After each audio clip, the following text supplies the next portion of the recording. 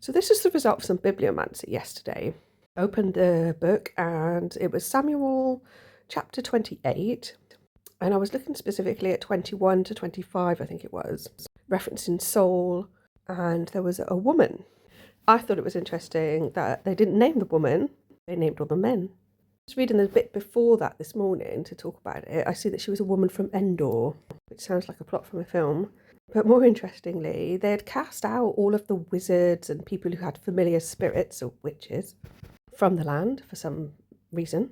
But then he found himself, like the Lord didn't want to talk to him through dreams or prophets, etc. So now he finds himself in need of a woman. She shows him, or explains a vision of seeing Samuel, who is displeased about being awoken from being dead, and basically says, you've not done what the Lord asked you, so you're going to lose everything. He's a bit displeased with this, and the lady, the woman, says, you haven't eaten, why don't you have some bread? It says, listen to your handmaid. I couldn't help thinking, I wonder if that is a reference to like the hand of God, someone who can communicate with God, as opposed to this idea of a handmaid as somebody who's like does the servant bidding of somebody else. That's just the rebel in me talking. At first he says no, but then he's convinced to have some food. She makes some bread. She happens to have a calf around, so she slaughters that, cooks it all up, and everyone's happy. But are those symbols of a particular deity? So this is the whole image anyway.